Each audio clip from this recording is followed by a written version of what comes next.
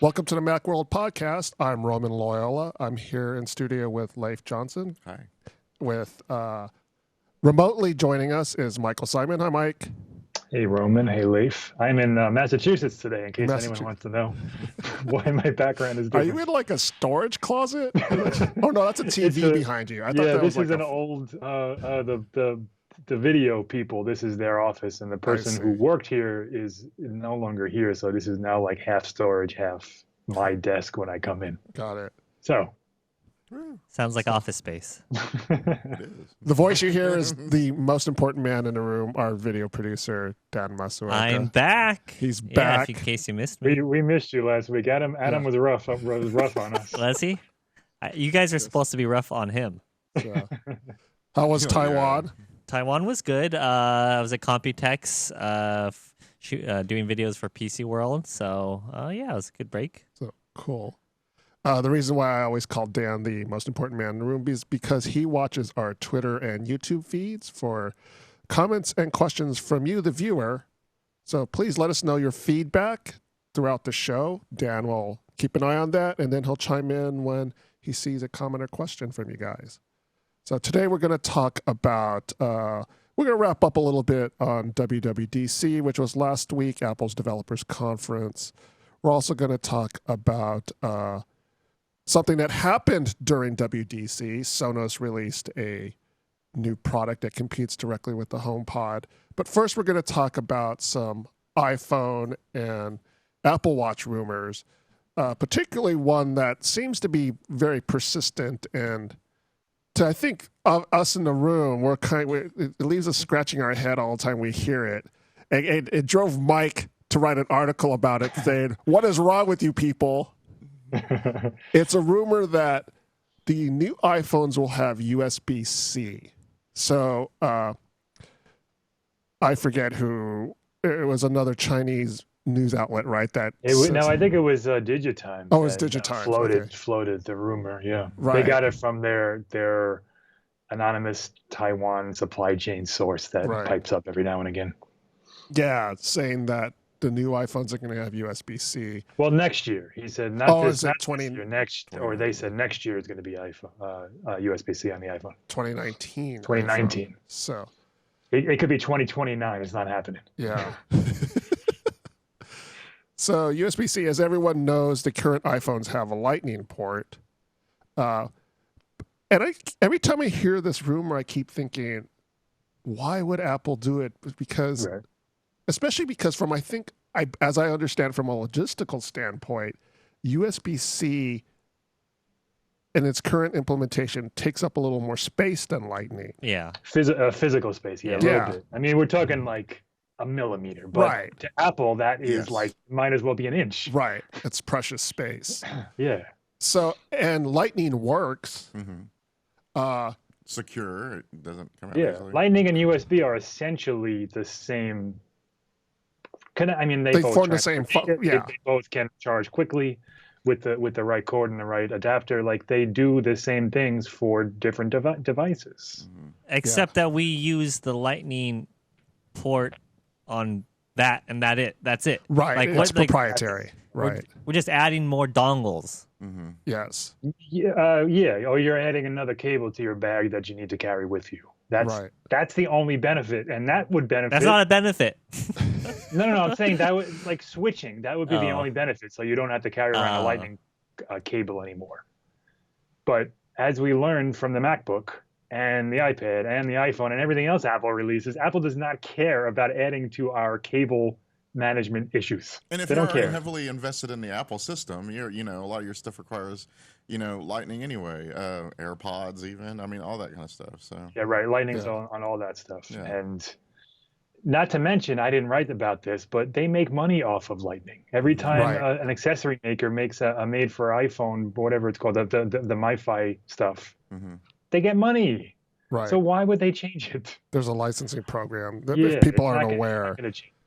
Yeah. So that's a why from why Apple does it. But as users, do you guys think they should change it?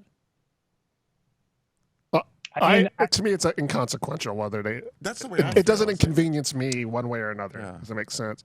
Especially as we move towards wireless charging. There is very little about this announcement that makes me go, wow, good thing that they're doing it. I mean, honestly, I could go either way. Yeah. As someone who carries around Android phones not almost, every day, I have an Android phone, and sometimes I add an iPhone or an iPad to that mix. Mm-hmm.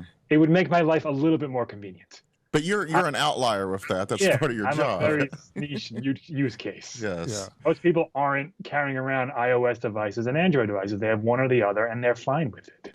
On YouTube, Coral says, why not get rid of all the ports? The future is wireless. That could be too. That'll happen eventually. It's going to take a while, but yeah. Yeah, it'll take a number of years. Because I think Lightning will be with us until that charging port is gone completely. And oh my God, can you imagine the uproar that's going to happen when Apple says it has no port? Heads will explode. And there are still cases where it's nice to, hook up your iPhone or any other device, to a PC, a Mac, and do stuff directly through there as opposed to wireless. And even more so than charging, I think that's one of the reasons it's going to stick. There's uses for it other than just charging or a set of headphones. Yeah, there's certain, accessories that require it. But, people still love their wired headphones. Yeah. And I think Lightning is with us for, this isn't going to happen next year, or I think it's at least 5 to 10 years that we're stuck with Lightning. Right. They're not going to just one day say, this is the iPhone 12, and guess what? You have to have wireless charging or you're out of luck. Right. It almost feels like a generational thing. Mm-hmm. Yeah. That, we have to essentially die off because there'll be a younger generation that's used to not using all these cables and wires and stuff. And wireless charging needs to be a lot more ubiquitous. Yes, we need it in our cars. We need to have it all over the place before we can get rid of charging cables, restaurants, buses, whatever it is. Because there need to be charging pads or charging in the air all over, everywhere we go. Right. Right now, everyone makes that sound like it's super convenient, the wireless charging. But in truth, it's almost like you have to have this special place set up for it, and a little flat space. It is still more convenient to use a cord, right? And it's slow. Yeah. It's only convenient at night, really, or at a desk, right? Yes. Like, didn't Starbucks for a while try to incorporate wireless charging into tables? But you had to use. I think don't know. I don't go into Starbucks anymore, but they did. That was a big thing a little while ago. Yeah, and I think even at some point they even provided dongles that you could use. And I remember going to my local Starbucks, and the only dongles they ever had was the 30-pin connector. Just what is this? And there's in the new Hyundais and maybe the Teslas, I don't remember, but they have the little accessory tray is a wireless charging pad. You can throw your phone down there and it'll charge. That's cool and that's convenient, but that's few and far between. Yeah. Wireless charging is an absolute luxury for most people. Right. Yes. Right. Mm-hmm. Yeah. So I have a question. Do you guys? I'll have you guys predict this. Will there be an even smaller cable, or is this the last one? A smaller connector? Yeah. Than Lightning? Yeah.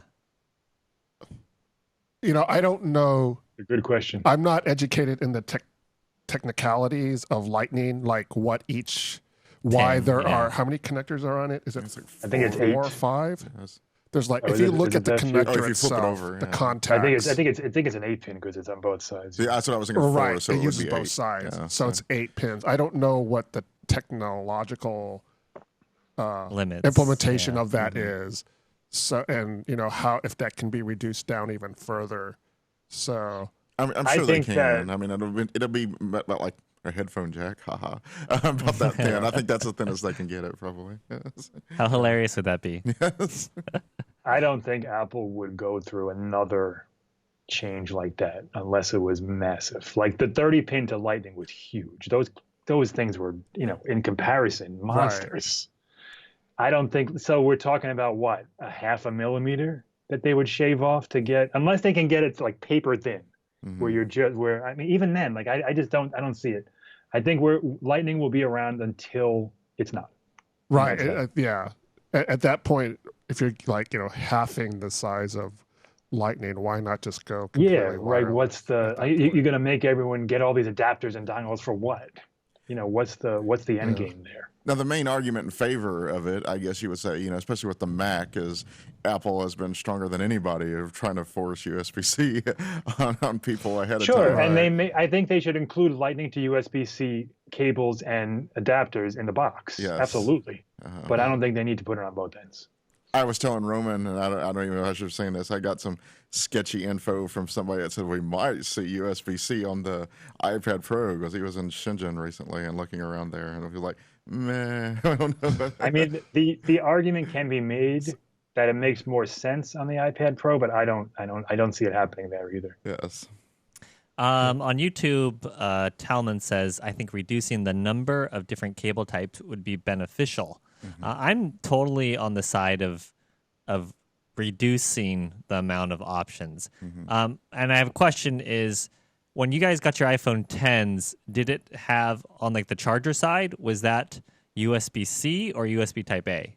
It's still USB-A. Yeah. See, they haven't changed it yet. Yeah. At least in the box. They do make it. They sell a Lightning to USB-C cable in the store for $20 or thanks. And wasn't there another rumor that Apple was switching the iPhone adapter to USB-C? Yes. Yeah, and I could see that happening. I could see that definitely. Because laptops are already like that. Right. That I makes could sense. see that definitely happening. Laptops are already like that, but if you buy a USB-C charger, you don't get a plug or vice versa. Right. I forget what it is. But they don't, like when you buy the power brick, you don't get a USB-C cable with it. It's weird. Yeah. Yeah. So. I mean, I'm sorry, USB-C. Well, you don't get anything, but you don't get a USB-C cable with it. Whatever I'm saying, they make you buy an extra. Yes. Yeah. They make you pay extra. Coral on Twitter is asking, why do you love being attached to so many cables, Mike? I don't know if I love it. What I'm saying is I'm not arguing that Apple shouldn't do it. I'm saying they won't do it. I would love it if they do it because I can get rid of all my Lightning cables. I'm not saying I don't want them to. I don't think from a business standpoint, it makes any logical sense for Apple to change their philosophy for the last 20 years. Apple does what Apple does, proprietary or no, because they want to. They don't think about the implications of you carrying a bunch of cables in your bag. They don't care. Right. And if they did, otherwise they put more ports on a MacBook. Yeah, their whole trajectory of business would have been different. Right. And on Twitter, that doesn't concern them. On Twitter, Enlighten says, "I want my FireWire back." Just kidding. Remember when the iPod came out with FireWire? That was the greatest. Right. I was like, woo-hoo. Yeah. It was like 400 megabits a second or whatever, and that was just like the best. Like the songs at the time, it seemed like they were just lightning fast. It was so nice. Yeah. But if you hooked one up for that right now, it's like glacial. Yes. Yeah. So, really? I didn't know the iPod came out with a FireWire option. Yeah, the original crazy. iPod had a big old FireWire port right at the top. Yeah, it was huge. Yeah. So, and it could be used as a target disk for a Mac too. It was because it was a hard drive. Best device ever. Yeah. Yeah, because it's essentially an external hard drive. Yeah. So, I wish I still had one. I traded it, and back then, CompUSA had a program where you could pay $5 or whatever it was.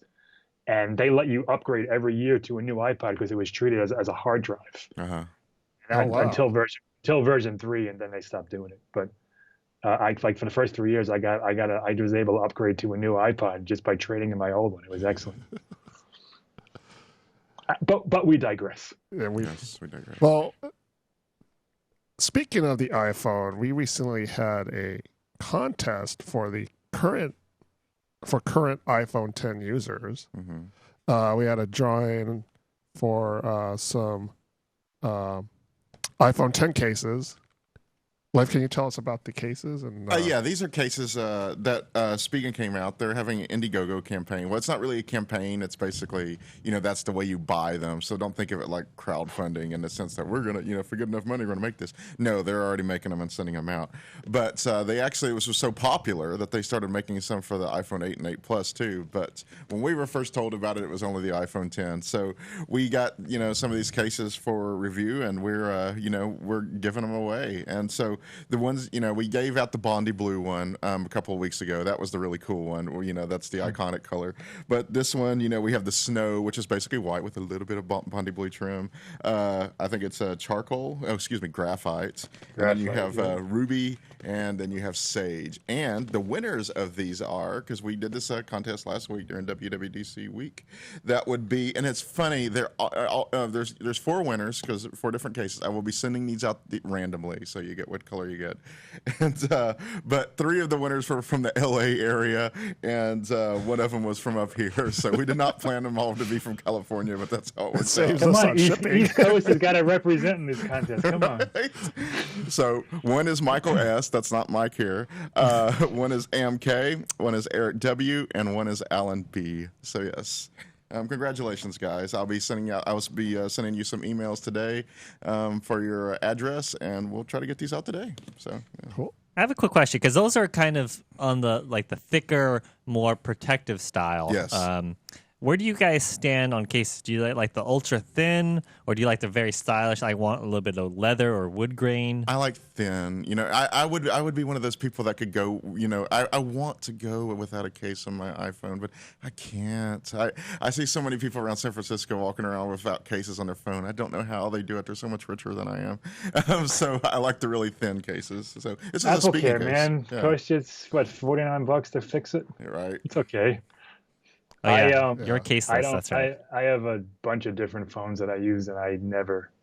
You I don't mean, put a well, now case. I can't because I don't have enough money to buy cases for all these phones. But for my main phone, I don't use cases. I don't like. I just don't like them. It's too slippery. I'm too much of a klutz. I've broken more than my share of iPhones in my day, but I don't care. It's not even just breaking it. Like the other day, I was taking photos of the sea lions over at Pier 39, and I was like terrified I was going to drop the phone into water, and I was like, thank God I have this grippy case. So it's not that. So, yeah. I ordinarily would not use a case, but now that I have a magnetic car mount, I don't want to put the metal plate on the phone itself. So I like to tend towards a thinner case. Also, the iPhone 10 I find a little more slippery than usual. I don't know why. Yeah, because of the glass. Right, It's the glass. So, and since I'm often walking with my phone in my hand down the street, I don't want it to slip out of my hand. So I try to use a thinner, hard case. So Mike made fun of me because when I bought my iPhone 10, I bought a case that was $4. So he was like, you're using a $4 case to protect your $1,000 iPhone. And I still use that case. I actually have bought like another case, but it was a souvenir case that I got when I was at the Great Wall of China. Nice. So you have a big old dragon on yours now. I had a dragon, but the case that I use every day, because it has the metal plate for my car mount, is the $4 case that I had. Because the thing is, at the time, nobody had really released their cases yet because the phone hadn't been out yet. So I just bought. It was $4. I was like, if it fits, it's a good temporary case for when a good one comes out, and it ends up I still use it. So I'm waiting for when. Go ahead. I'm waiting for when Apple has a new manufacturing process and they make glass feel like matte aluminum again. Yeah. And on YouTube, Talman says, I like the phone naked, but I'm too afraid to break it, so goes with a thin case. Yeah. Coral says, I baby my iPhone X like a piece of jewelry, so it's pristine. So I don't know if that means Coral stores it in a diaper. You put jewelry in diapers? And Enlighten says, miss my old spec that looked like a car tire. I know which case he's talking about. That was I think I had that case for a while too. It was a pretty cool case. It was kind of bulky though. Yeah. But I think that was at the time when phones were only 4 inches, so it wasn't that big a deal. So Dan was asking about the case. So yeah, if you're watching the video stream here, this is one of them. This is the Sage one, and as you can see, it does have that kind of bulky, 1999 look. But it is very tough. If you're watching, I was a little afraid of this, but the fact is, 2 pieces. Yeah, it's 3 pieces actually. No, it's 3 pieces. But once the phone is actually on there, this thing doesn't go anywhere. So that's the thing. If you get it, don't judge it on this, because I actually struggled to get it off the phone when I was using Roman's phone. So yeah, there's that. Yeah, those are cool. I mean, they're there's a kitsch nostalgia factor to it, but they're pretty cool. I checked them out when I was in San Francisco. Leif showed me, and I dig it. So Good job speaking. Oh, I'm sorry, Mike. I just wanted to. Carry on. So we're just moving on to other rumors. There was also an Apple Watch rumor that a source told Fast Company, a reporter at Fast Company, that the next Apple Watch or an upcoming Apple Watch? That's what the rumor was. Yeah, the one coming out, Series 4, I guess it would be. Yeah, will no longer have mechanical buttons. Now they'll still have buttons, but it's similar to what the iPhone 8, I believe, has. Yes. Where it's not really when it's not a button that you press down. It's more of the iPhone 8 has side buttons that you press down. That's true. Right. The rumor was that it would all be like the home button. Those force touch type things. Right, the home button. Yeah. Now, see, one of the reasons I'm excited about this is because I read this story about how all these people are accidentally calling 911 because they hold down that side button on their Apple Watch. Right. And, that's interesting. If there's no actual buttons there, it's just a tap. I think people will be more familiar with the tap instead of like, let me hold down this button and see what it does, because Plus, there will be no button. It's better for water resistance, and it's better for breakability. If we could, we'll go back to the iPod again. Remember, the first couple had the wheels actually spun around. Yes. Right. And I think version 3, or maybe one of them, I think it was the third one, where they released a solid state scroll wheel, and everyone said, well, how's that going to work? And it was just like amazing how it just turned it into a little touchpad. Right. And I'm down with this rumor. I wouldn't mind the digital crown and the buttons being, solid state and not having to have any movable parts. And they do so well with haptic feedback. I know my dad with his iPhone, I cannot convince him that the home button doesn't actually press or anything. It feels so real. Right. It's funny.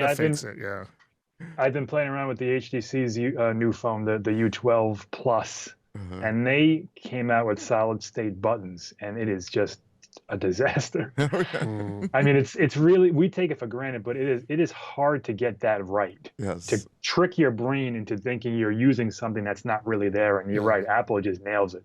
From the trackpad on the MacBook to the home button on the iPhone, they get haptics and that feedback right so perfectly. And I'm not concerned at all about the Apple Watch if this is true. Yes. It would feel just like it does now. That would be a good move for the Apple Watch. Perfect. I think so too. Alf says the rumor is that the crown will still turn. It'll rotate, yes, but you can't press it in. It's just the buttons? Okay. Yeah, it's just the button beneath it. So I want to see that. See that next. I want to see the crown be solid state as well, where it's just you just move your finger around it. Yeah, that'd be. If only Apple could, figure out a way to make a good keyboard. They know how to make haptic buttons, but could you imagine if they did like a haptic keyboard? That would be like be insane. It'd probably be super expensive too, and it would probably be horrible. Yeah, I bet they're working on that somewhere. They have. I bet they have a prototype somewhere. That's what's going to replace haptic Butterfly. Keyboard. Yeah. I don't know. I can't stand the current Butterfly keys. No, join the club. Well, I'm working on another project, and it required a MacBook Pro 13-inch, and I've been doing most of my work on a 15-inch MacBook Pro, and this 13-inch is a couple years older, and I asked Roman if we had one, and he let me have it, and I was like, oh my God, I love this thing. And, it was just like the words flowed and everything. And it was just like such a better experience over my 15-inch, and this is an older model. And it's just, I have to admit that was one of the first time that it hit me that, the modern 15-inch Butterfly is not what it should be because it was just it was just like entering heaven. Yes. Yeah. So that'll be interesting to see for the upcoming Apple Watch. So moving on to our next topic, I have no segues this week. Oh man, I was waiting for it. I was like, when we were going over a topic, I was like, oh my God, how am I going to do these? I have no segues for this. It's kind of a potpourri of topics. Yeah. So, but Moving on to our next topic. That's the segue. Smooth. Last week during WWDC, Sonos actually had a press event that Life went to. Yes. And they released a new product. Life, could you tell us a little bit more about what you saw and Yes, it was the Sonos Beam, and it's basically if you're it's a sound bar, it goes underneath your TV, but it is basically you can put it anywhere, but that's where it's meant to go. But the very nice thing is that it does a lot of what Apple what we would think or they would hope that Apple was trying to do with the HomePod. You can play music from it, and importantly, you can play it from many other things. It's going to support AirPlay too. Believe it or not, Apple was mentioned a lot at this event. They were really playing. Well, yeah, they're buddies. Yes, and so it was playing up AirPlay 2. It was, they incorporated Siri into the, and they showed how easily you could switch from Siri to Alexa. Eventually, Google Assistant's going to be supported, but they said they're going to do some kind of special event for that. So you could just say Alexa and then Hey Siri, and it just recognizes it. Yes. That's awesome. Yeah, so they did that in the stage, and they did that in a demonstration room. So it was no tricks. It actually worked. So it was that was that was one of the things that's really impressive. And sad thing is the Siri support will come in a later update, but fortunately they believe it comes out on July 17th, and they said it'll still come out in July. So we're talking like a week here. It's not like 3 months or something. So.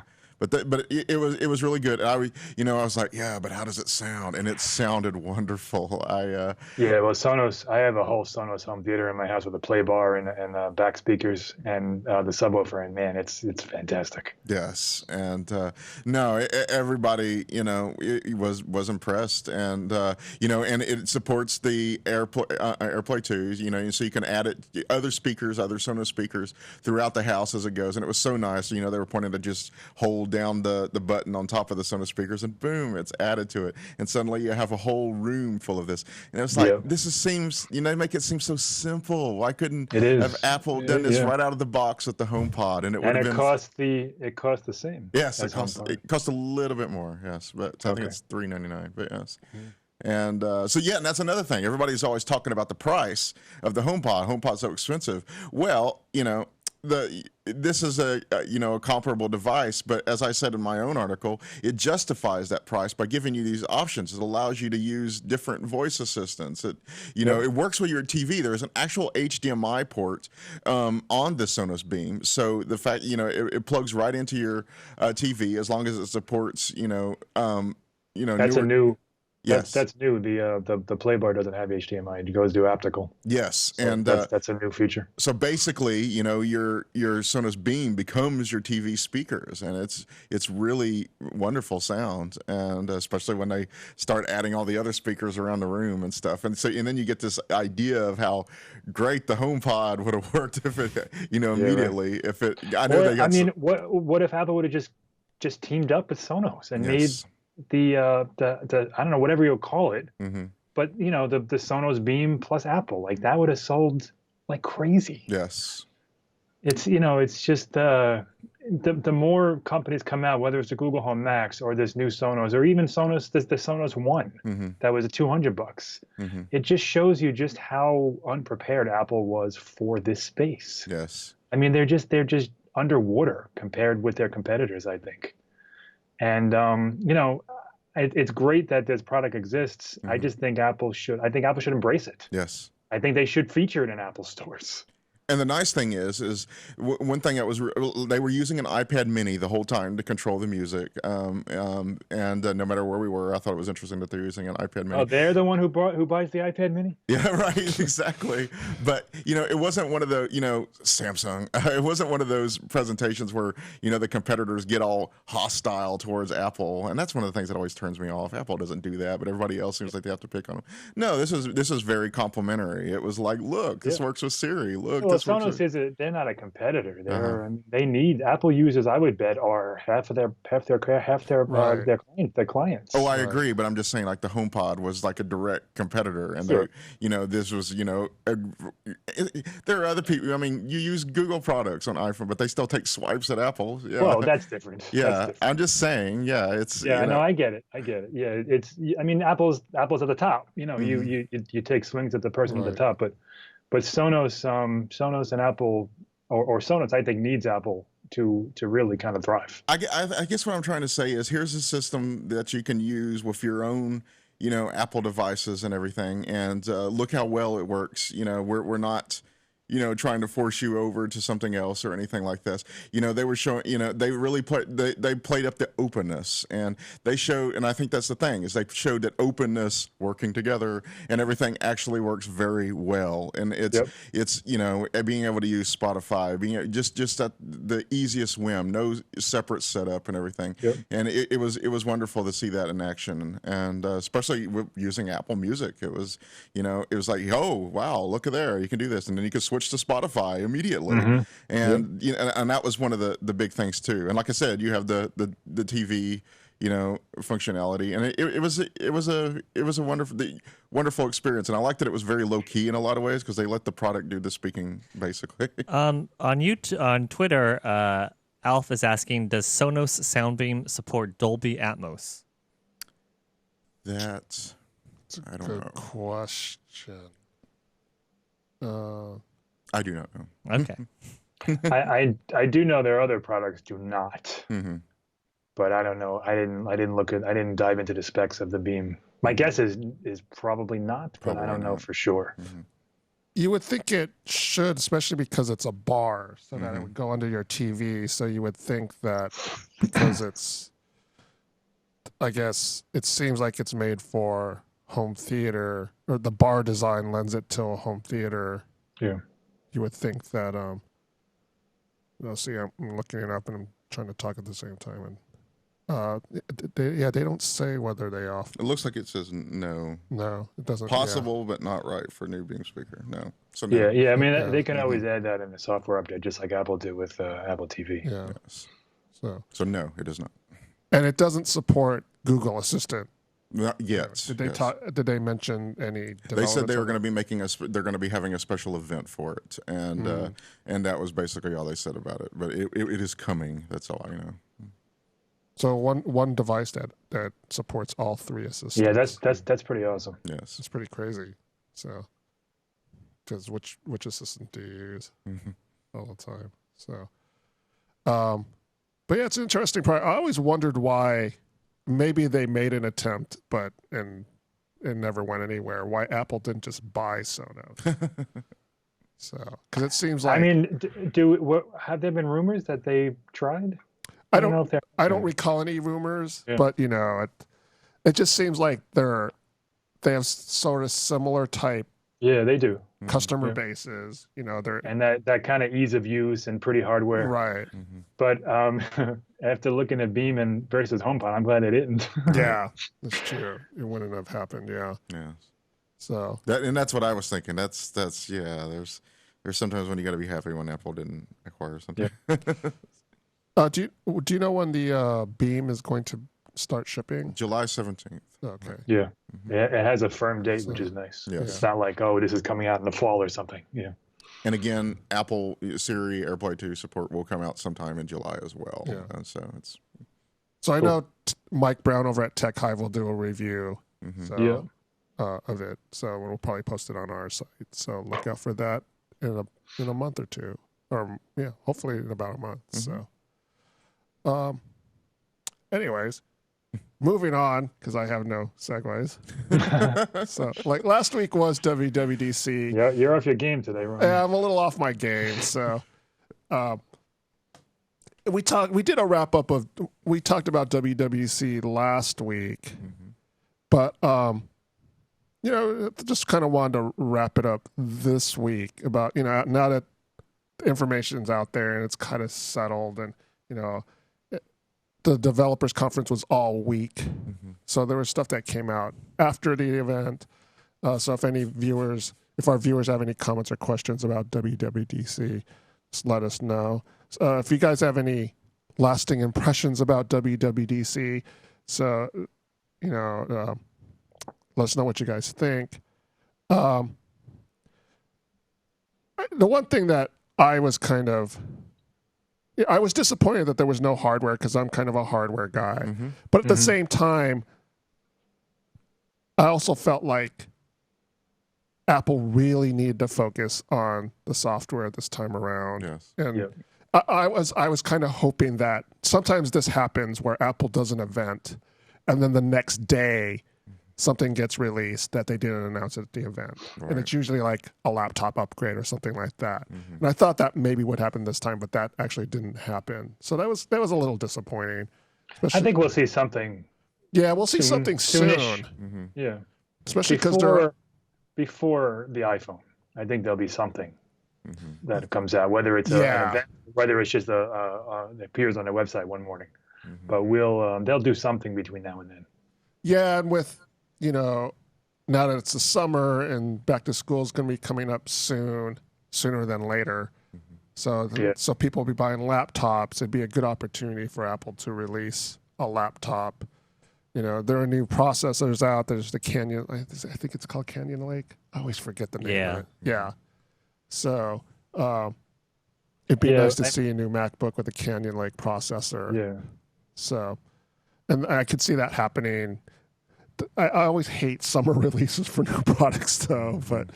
But yeah, I could see that happening before the fall. So. Yeah, I mean, Apple's gonna need to have some laptops with 6 cores. Yes. I think. Yeah, because I'm not that familiar with the PC what's available on the PC side nowadays. They're 6-core. Yeah. Pro on the laptops larger gaming ones, they've been available and they're starting to come out in the smaller ones. Yeah. But yeah, like for pro users. Yeah. Yeah, so it'd be nice for them to come out. It'd be plus. I think the public beta of iOS and macOS is going to be coming out sooner too. So it'd be cool probably to run in June. Yeah. So it would be really cool to run, Mojave on a new MacBook. Just to, Yes. that feeling of freshness. So just to see what it looks like. I'd like to run dark mode on a new MacBook. That would be cool. Space gray. So, Yes. yeah. Space gray. Yeah. Space gray and a Yeah, dark. you could just Pro. put an iMac. Yeah, come on. I'm actually starting to salivate over that. You don't have $5,000 lying around, room? At least you can get the space gray keyboard and mice now. That's true. Yes. For a $20 premium. Right. So, are there anything that you saw during WWDC that you guys are kind of looking forward to, that kind of anxious to get your hands on? Now, developers right now have access to the betas of all the OSs, so you have to be a developer. Unfortunately, none of us in the room are signed up as developers. Yeah, I didn't plunk down the $100. Yeah. I'm cheap. So it's actually not that expensive to sign up as a developer for Apple. It's only, as Mike said, it's $100. It's an annual fee. So, but you get access and to you get developer everything, betas. Yeah. So it used to be $100 per operating system, but they changed that a few years back. Yeah. Wow. So yeah, I'm looking forward to dark mode, and I'm actually kind of looking forward to, even though I probably won't use it. I'm looking forward to walkie-talkie on WatchOS. I'll walkie-talkie with you, Roman. because the only people that I think about it, and I don't think like none of my friends or family have Apple Watches. It's all like coworkers and people on the street that I see with Apple Watches. That was like when the watch first came out, that digital touch thing. Like, I had no one to do with. Nobody had one. Yeah. It's so weird. I do actually see so many people on the streets here with Apple Watches, but when it, aside from us, when it comes to people that actually know having one, it's like nobody does. So it's weird. I am looking forward to using like the stacks feature in macOS. That's one thing I'm looking forward to. I got to update. I'm still on Sierra on my Mac here. Oh I my haven't gosh. even updated. I skipped to High Sierra altogether. Well, that's the other thing that I'm hesitant about upgrading my home Mac to Mojave, because I have like 2 or 3 really old apps that are 32-bit. What are they? They still work. There's still another year. That's true. There's still another year, but it's just this, I'm like, and they're not under development anymore. So I'm wondering, what app is that old that you still use? So, okay, I have this, the one off the top of my head, it's really stupid. I have this old verbatim, what is it? It's like a shared hard drive that's on my network, and I just use it to store files. The problem is, like, you have to, for some reason or another, it's gotten so clunky over the years that I can't just connect to it through the Finder anymore. I have to use the verbatim software to connect to it. So this sounds like you just got to upgrade that and get rid of your zip disks, Gordon. My zip drive. Yeah, So- like are you using Jazz drives and zip drives, and you're like, oh, I still need the software to connect to them. This is a verbatim. It's a verbatim. It was what's it called? A NAS product that they put out a long time ago. And see, I like to use devices until like I'm not supposed to use them anymore. Right. So until I basically quit on me. And also, it's the idea that I have these redundant backups of especially like my photos at home. So I use this as it's like my third or fourth backup. It's not even vital to my workflow. You have 4 backups from him? Of my photos. Of my phone. I actually have 6 How about Google backups Photos of and my Apple photos. and that's it. I actually have 6 backups of my photos. 6. So Wow, 2 that's on a crazy. 2 hard What are you drives. taking pictures of? It's called the cloud. Well, okay. So more information than you need to know. You work for the So- NSA or something? Oh boy, here we go. No, more information than you need to know. For some reason or another, like the photos from my childhood are kind of gone. Oh no. So I don't know what happened to them because of the family logistics of Yeah. I won't go into that. And you've made it your mission. So because I no longer have those photos, I actually found some of those photos, but there's like a huge gap. So because of that, I feel like I'm very conscious of like backing up my photos for my kids and my wife and future generations for posterity, family posterity's sake. Future Filipino Wolverine. Yes. So I have 2 hard drives. I have 2 online backups, and then I actually have 2 network storage devices. Oh my God. Wow. I think you're doing overkill. I think you're all it is right, man. total overkill. I admit it is total overkill. I think posterity is all right with Just you. wait till the digital apocalypse and he'll be saying no, but I did it. It is total overkill. But at the same time, I remember the pain. Yeah. The pain of those missing photos lingers. But I'm going to say So. that the pain that you have right now of having so many backups is probably, all the the little bit that happens all the time is Right. probably adding up to that same amount. So, it's actually not, it's not that big a deal to do it. It all happens in the background, so I don't. That's good. I mean, yeah. Yeah. Next week's contest is if anyone can hack Roman's photo library. So It's definitely, I think, a topic that is not talked about enough Yes. is how we back up, our photos. yeah. Because so many people, like my parents, have it probably on just their phone. Right. Right. Things like my that. wife. Right? Yeah. Well, it's always as long as you have that iCloud photo library turned on, it's at least somewhere. Yeah. But then most people have filled that up already, and unless you're paying for the expanded storage, Yeah. No, You Apple doesn't count that against your 5 gigs. So Oh, really? That's all. Really? All your photos are covered. are you sure? That seems like that's most of my room on there. Yeah. No, I'm pretty sure that they don't. I Maybe I'm completely off base on that, but maybe I know at one point it didn't. I don't think that photos count. that would be a Hmm. shocker. That would be a Somebody shocker. double check me. Yes, I'm gonna have to We'll double check. double check that. Yes. So And if they do, if I'm wrong, Google doesn't. I know that much. I know Google doesn't. Well, so, Amazon doesn't either. So Google Photos lets you have unlimited compressed photos, Right. but not unlimited full res. But Uncompressed. the compressed photos Are so great. very good. They're so great. Yeah, Yeah. I mean, I have my local machine, I have a NAS, and then I back up to Google Photos, and because I have Amazon Prime, they give unlimited photo storage that's what I used uncompressed. to. I So use that those too. are I think I'm doing overkill. I think one cloud and the NAS and the local is plenty. People should just have two, I think, and one being cloud. Like I said, I'm compensating for some childhood. But I also wonder, Issues. it's like, That's a like, very Steve Jobs thing. is this kind of I don't want to give it a dark turn, right? But like if I died, right, all my photos would kind of just be lost. Right, because you know where that. Yeah, that's one of the reasons why I have these multiple backups, is because when I die, they can find them somehow. So some way. in your will, know what I it's mean? like, number one, delete my history. Number Right, two, the delete. photos are in here and there. Right. Yeah. So, anyways, so how this leads to WWDC. So, anyways, it was about the 32-bit support. So I use this verbatim NAS drive.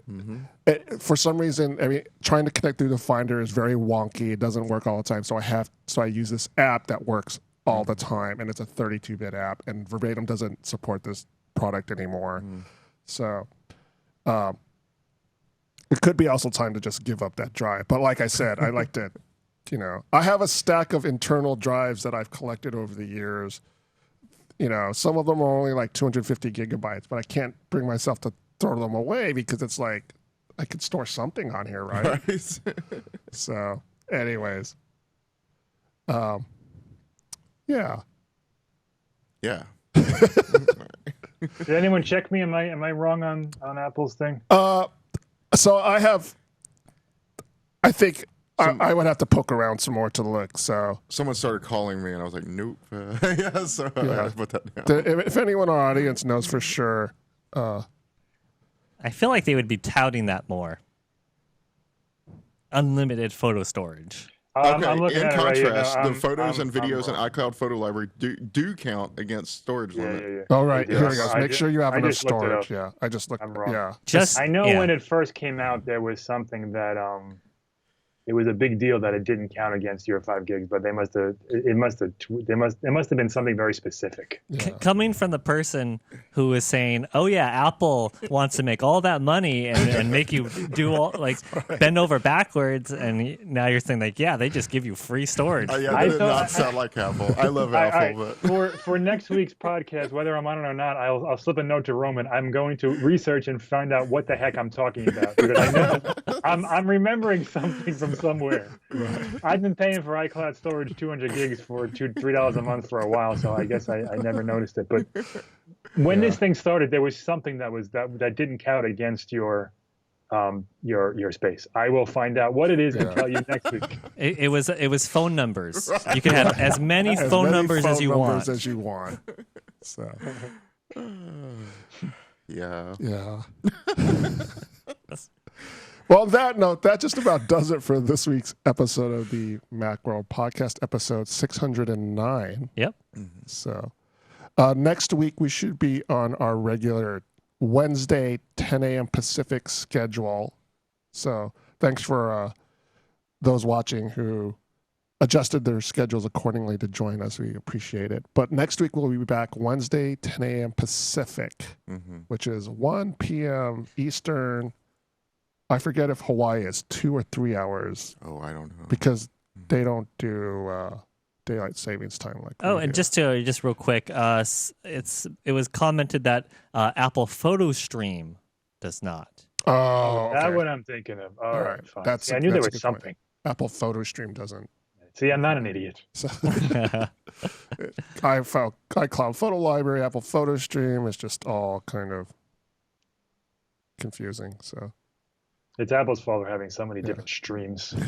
Don't cross the streams. But yeah, join us next week where we'll talk about the latest Apple news and issues that have come up. I'd like to thank Leif, Hey.